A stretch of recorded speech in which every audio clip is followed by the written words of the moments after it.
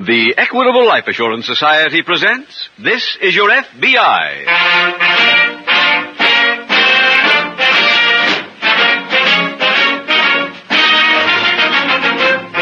This is Your F.B.I., the official broadcast from the files of the Federal Bureau of Investigation. Presented transcribed as a public service by the Equitable Life Assurance Society of the United States and the Equitable Society's representative in your community.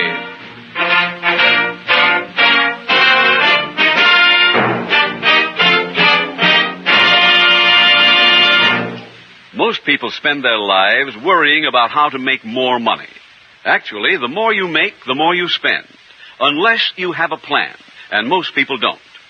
Now, if you are interested in planning for the future, interested in avoiding unnecessary worry, why not consult the man who can help you best of all? Consult a specialist, your local Equitable Society representative. In about 14 minutes, I want to tell you more about your Equitable Society representative and how he can help you enjoy the many advantages of membership in the Equitable Life Assurance Society of the United States.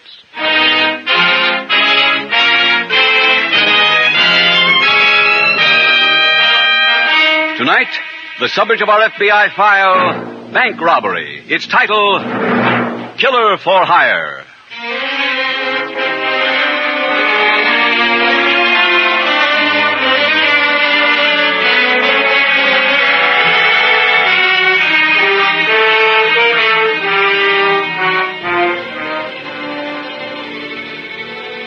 We often hear crime referred to as big business. This is not an accurate comparison. To a certain extent, the underworld has adopted some methods of large businesses.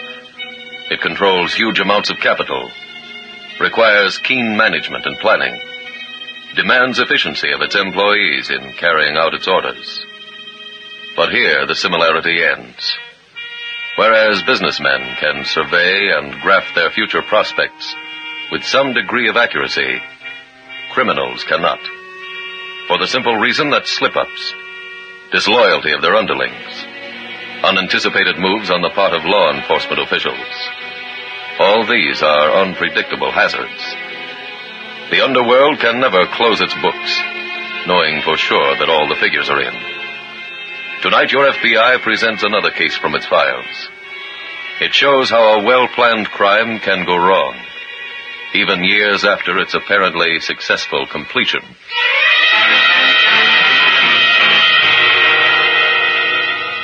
Tonight's FBI file opens in a smart nightclub located in a large Midwestern city. In a small office in the rear of this establishment, Dan Preston, the owner of the club, is just greeting a visitor. Sit down, Mr. Graham. Okay. Use cigars? No. When'd you get in town? A couple hours ago. Well, you made good time. Yeah, I want to get out just as quick. Very well. We'll get right down to business. Good. Are you familiar with this town? Not very. Do you know where the Central Hotel is? No, but I'll find it. It's over on the west side. It's a small hotel. You may have Look, can a cab get there? Yeah. Well, forget the directions. Just give me the address. Okay. Here it is. Right. The party I want taken care of lives in the Central Hotel, room 819. Uh-huh. Here's the key. What's the party's name? Burton. I got it. Graham? Yeah. How do you intend to handle the killing? Why? Well, I just thought inasmuch as this is a hotel, you're going to Look, Mr. Preston, let's get something straight, huh? You own this nightclub, don't you?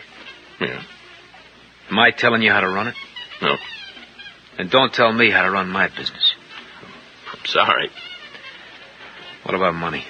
I'll pay when the job is done. You can come back here tomorrow night. I don't want to wait around that long. What's the matter with tomorrow morning? I won't be here. Well, where do you live? I'll come there. All right. Here's my card. Thanks. Guess it's time I went to work.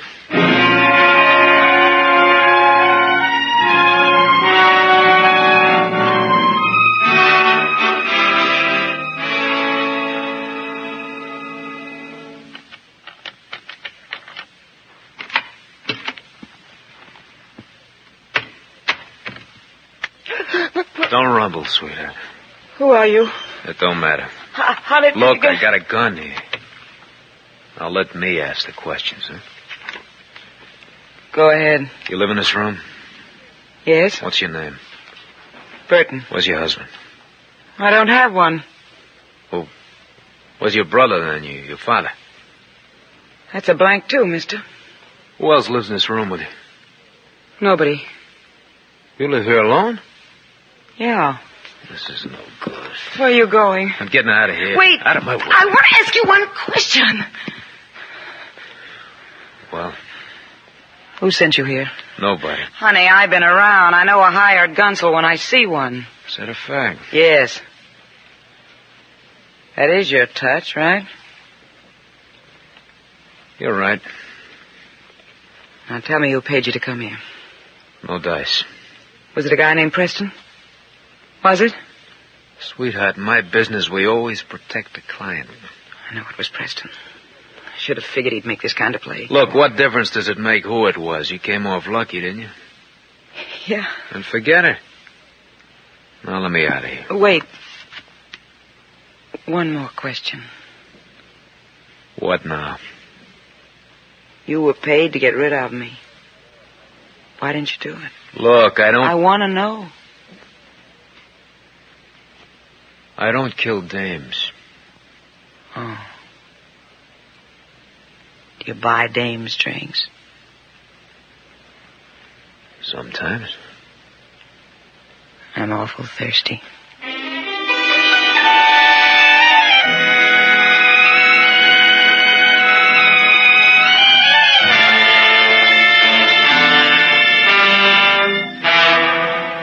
In the same city, a bit later that evening, in the F.B.I. field office, Special Agent Jim Taylor has just returned from an assignment. Jim. Yeah, Paul. A call came in for you less than 5 minutes ago. I took the message. Oh, what was it? Interstate Bus Company. A driver you wanted to see is out of town. He'll come over here to see you first thing in the morning. Oh, good. What are you working on? Boy, it's kind of a strange assignment. What's the story? A thief named Wally Lander was convicted 2 years ago for sticking up a bank messenger. Over $78,000 was stolen on the job, and this money was never recovered. Yes? A few days ago, Lander sent word to the warden at State's prison that he wanted to give some information as to the whereabouts of the money. What brought that on? Well, it turned out to be revenge. Lander revealed that he had 2 Confederates on the job, a man and a woman. They evidently promised to take care of Lander's family out of the loot, and when they reneged, he talked. Who were these people? Man's name was Dan Guthrie. The woman, she was Guthrie's girl. Her name was Gwen Burton. And you're looking for them? Yeah, that's right. What progress have you made? Well, we've established that Guthrie and his girl were living in Cleveland at the time of the robbery. Immediately after it, Guthrie disappeared. What about the Burton girl? No, she stayed on there. Evidently, Guthrie walked out on her. She was living in a cheap room, working as cashier in a restaurant. He apparently wound up with all the money. Yeah, silly. Has the girl been picked up? No, she left Cleveland 2 days ago. Believed to be headed for here. I see. From what we could gather, she's looking for Guthrie. She'd been tipped off that he was here. Do you know where to find her? No, not yet. This bus driver I sent for may help us on that, though. She was on his bus. Have you alerted the local police? Yeah, I gave them the girl's picture, and they're starting a check on all hotels. Should get something on her very soon.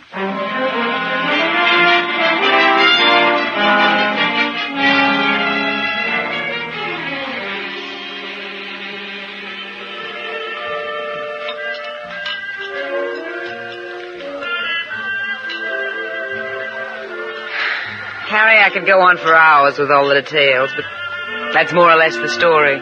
Sounds like a nice guy. Charming. Look, when he walked out on you, didn't he leave you any part of that $78,000? Nah. How about the guy in the can? Did he do anything for him?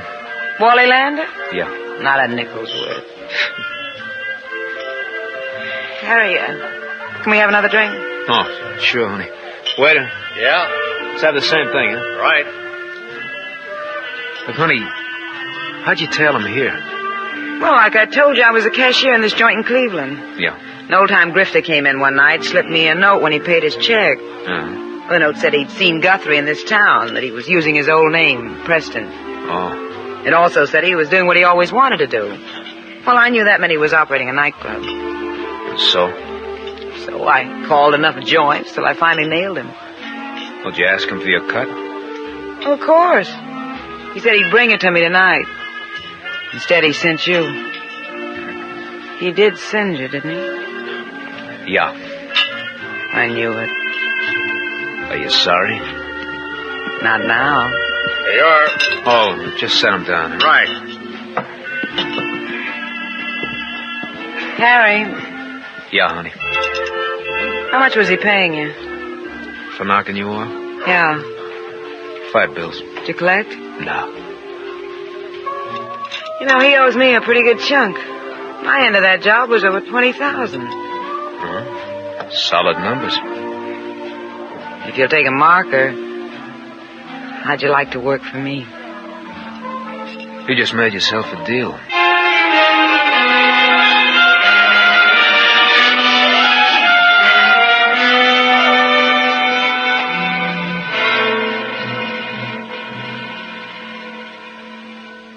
Jim, did you talk to the bus driver? Yeah, he just left here. Give you anything? Well, I showed him the Burton girl's picture. He definitely identified her, said that she'd come in on his bus. Did he have any idea where she went? No, unfortunately, he didn't.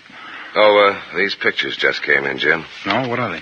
Pictures of Guthrie. Oh, fine. Washington also sent a copy of his record. Good. Can I see it, Paul? Shelley, here you are. Thanks. I read through it. There's nothing there at all to indicate where he's been for the last 2 years. No, I didn't imagine there would be. After all, he wound up with that $78,000.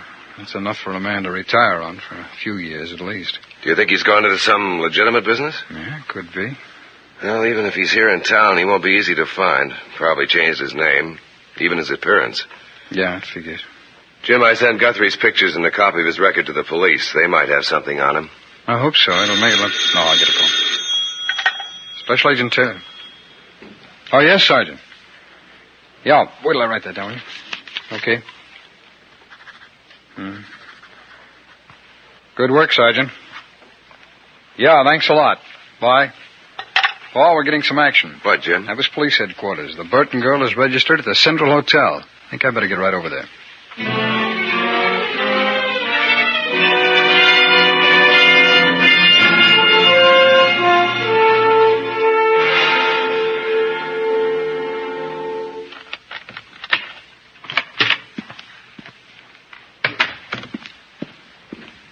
Hello, Mr. Preston. What are you doing here? Waiting for you. How did you get into my apartment? You told me to come here. Not while I was out. I don't like to hang around in hallways. I don't like intruders. That makes us even. Did you, go to the Central Hotel last night? Yeah. Well? Well, what? Did you take care of that party? Nope. Why not? You didn't tell me it was a dame. What difference does that make? That's out of my line. Look, I made a deal with you. I got a better offer. What do you mean? Better let me tell him, Harry. When? Hello, Dan. Gwen, where did you come from? Mr. Graham brought me here. Huh? Yeah, he's in a brand new business. Now he brings them back alive. What's this all about? Why don't you give him the rundown, honey? Mr. Graham here is now working for me. Now, look. I told him our whole story, Dan. He figures I'm a lot more reliable to do business with. What are you talking about? $78,000. That's the amount you ran out with, remember? Now, Gwen, in the first place... Save the alibis. We ain't got time for that. Ain't got time for any chatter. We just came here to collect.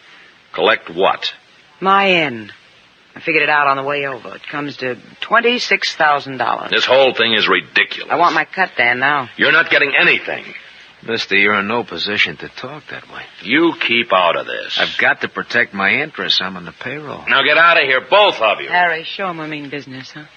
Yeah, sure, honey. Now, wait a minute. A few more treatments, honey. You'll collect.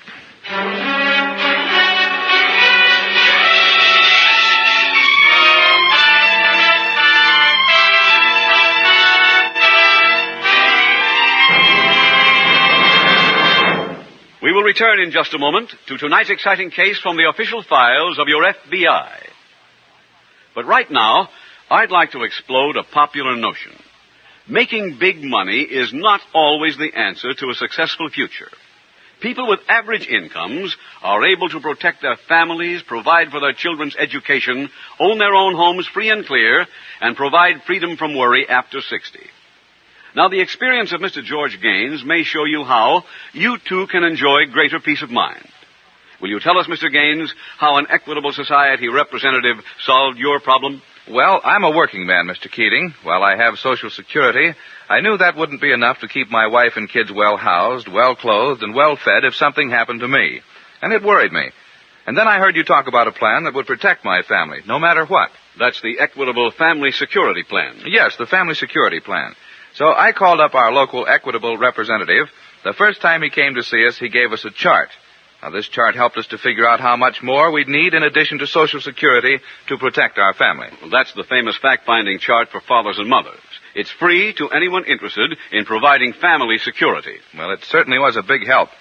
And now if anything happens to me, my family will live comfortably until my youngest child finishes high school. Believe me, I'm glad I took your advice and called our local Equitable Society representative. That's good advice for everyone whose problem is future security. Get acquainted with the man who knows best how to help. Your local Equitable Society representative. Ask him for your free fact-finding chart for fathers and mothers. No matter what your insurance problem, building the right plan is simple when you know how. And your friendly, helpful, Equitable representative knows how. There's no obligation. Simply consult your local telephone directory for the name of your local Equitable representative. Or write to the Equitable Society, care of this station. That's EQUITABLE. The Equitable Life Assurance Society of the United States.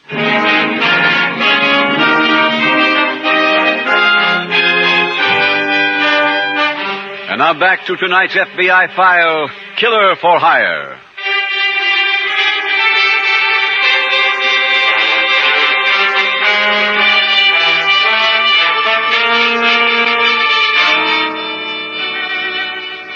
Time and time again, you've probably heard the expression, honor among thieves.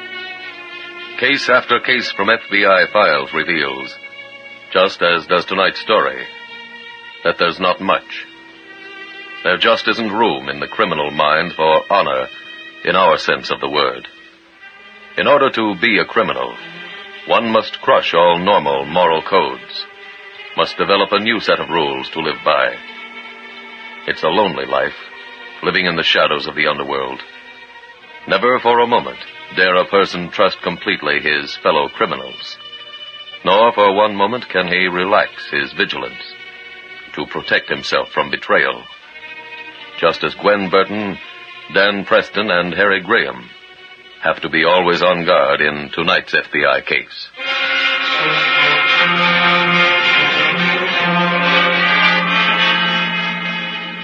Tonight's file continues in Dan Preston's apartment. Preston, still unconscious, is stretched out on the floor. His erstwhile girl, Gwen Burton, and her gunman Confederate are searching the premises. Find anything in that desk, honey? Not yet. Let's see what's in this drawer. I figured there'd be a wall safe behind one of these pictures. Oh, this is full of nothing but letters. Why, that dirty cheat. These letters are from dames. Well, what's the matter? Look at this. This letter was written 3 years ago. I was still going with him then. My darling Dan, our date last night will be remembered always. How do you like that guy? Will you stop being a female? We got work to do. Oh, well, there's no dough on his desk. Where else can we... Wait a minute. He's coming, too. How do we handle it now? We'll find out where his dough is. Otherwise, he gets the full treatment. Good. Oh, what hit me? You were standing right on the track, mister. Oh. Next time, you don't get off so easy. Can I get up? Stay where you are. And let's continue our discussion. Before you left us, we were talking about $26,000, Dan. I know. The girl wants her money, mister. But I tell you... Look, let me tip you off. From now on, I use a gun. Now get it up. I haven't got it here. Where is it? In my office at the club. Where in the office? In a safe. Okay, I want you to call the club. Tell them I'm coming over. Tell them I'm getting something out of the safe to bring back to you. You'll do that, won't you? Okay. How about the combination? I'll give it to her. Well, honey, let me have it now.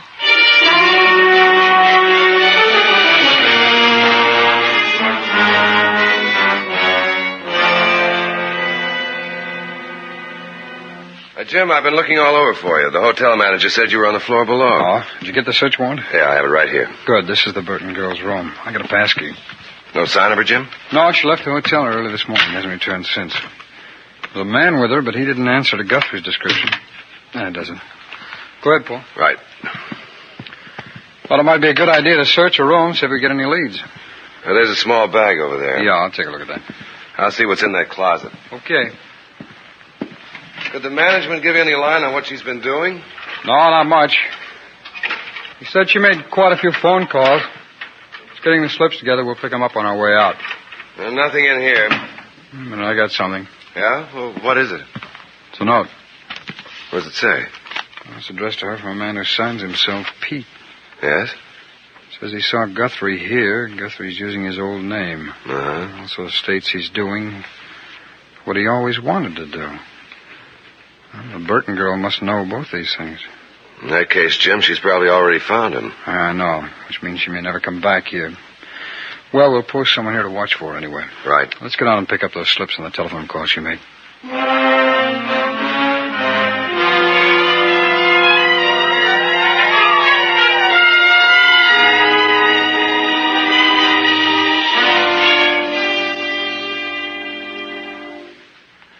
Graham.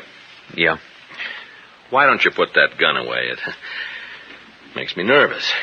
I'd be nervous without it. You handled me quite effectively before without a gun. You didn't know the score then. Tell me something, will you? What? Why did you double-cross me? What do you mean? You started out in this deal working for me. Why did you switch? I didn't like the way you operate. Was that the only reason? Yeah. I thought it could have been because you got a better offer. That had nothing to do with it. What has she promised you? What's it to you? I'd like to enter my bid. I don't get it. If I were to top her offer, maybe you'd come back to my team. Mister, that's just why I can't do business with you. Okay. Can we have a drink? Yeah, I guess so. There's some scotch in the cabinet there. Would you get it? Where? On the lower shelf. I don't see any scotch. Well, that ties the score.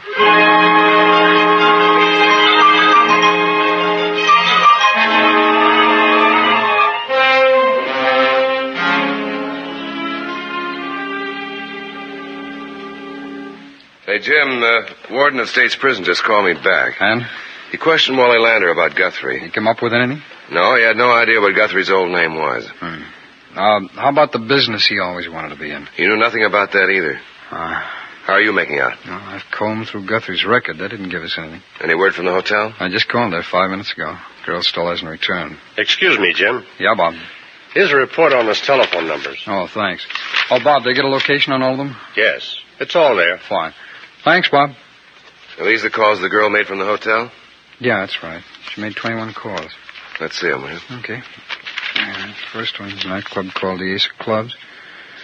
Next is a Bar 8, Angel Room. Are they all nightclubs? Well, so far they seem to be. The next three are. Jim, I think we've hit something. Yeah. These 4 clubs, too? This could be the business Guthrie always wanted to be in. Uh-huh. All these calls were the nightclubs. Did the manager of the hotel give you those calls in the sequence they were made? No, I said they were all mixed up. That's too bad. Obviously, the last call she made was where she found him. Yeah, I know. Well, I guess we'll just have to go to each place and bring Guthrie's picture with us. That should give us... No, wait a minute, Paul. I don't think we'll have to do that. Why not? Well, look, all these clubs begin with either the letter A, B, or C. Now, she must have worked from a classified phone book. Called each club in the order it was listed. In that case, the Circle Club is the last place she called. Come on, Paul, that'll be our first place.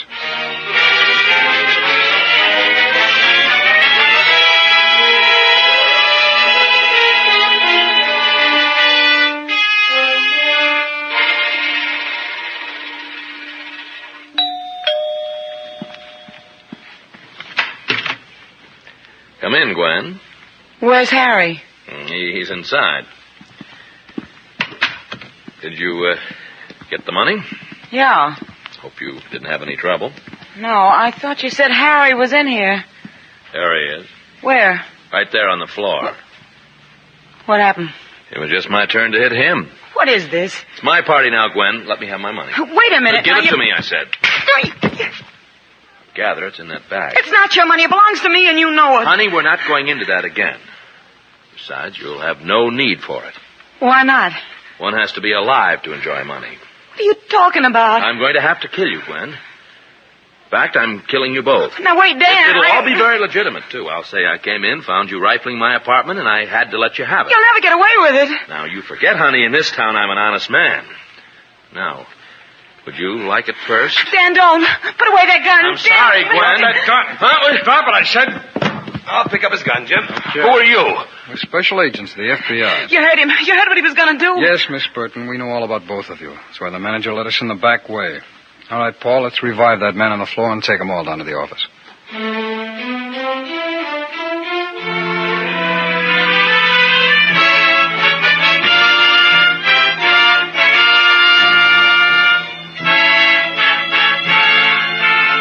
Gwen Burton was sentenced to serve 10 years in a federal penitentiary for bank robbery. Her former accomplice was given a 20-year term for the same crime. Harry Graham was turned over to the local authorities to be prosecuted on an old murder charge. And thus your FBI thwarted the plans of 3 criminals, and also apprehended one for whom they had been looking for more than 2 years. 2 years is a long time in the life of a criminal, but not to the Federal Bureau of Investigation, for their patience never runs out. Your FBI never gives up in the search for a criminal, even if it takes 2, 10, or 20 years. No file is ever closed unless it is marked convicted or dead.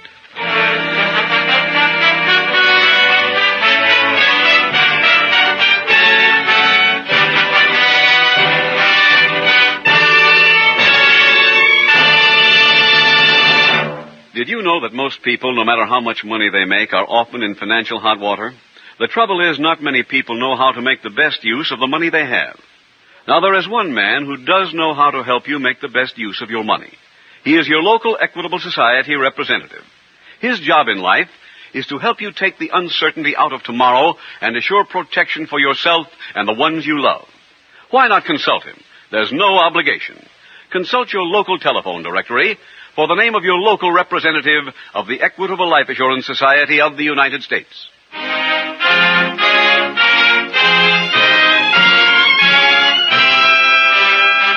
Next week, we will dramatize another case from the files of the Federal Bureau of Investigation.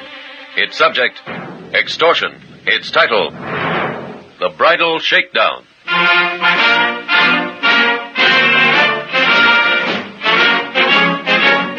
The incidents used in tonight's Equitable Life Assurance Society's broadcast are adapted from the files of the Federal Bureau of Investigation. However, all names used are fictitious, and any similarity thereof to the names of places or persons, living or dead, is accidental. Tonight, the music was composed and conducted by Frederick Steiner. Your narrator was William Woodson, and Special Agent Taylor was played by Stacy Harris. Others in the cast were Anthony Barrett, Jim Backus, Betty Lou Gerson, Tony Hughes, and Carlton Young. This Is Your FBI is a Jerry Devine production. This is Larry Keating speaking for the Equitable Life Assurance Society of the United States and the Equitable Society's representative in your community, and inviting you to tune in again next week at this same time when the Equitable Life Assurance Society will bring you another thrilling transcribed story from the files of the Federal Bureau of Investigation. The Bridal Shakedown on This Is Your FBI. This program came to you from Hollywood.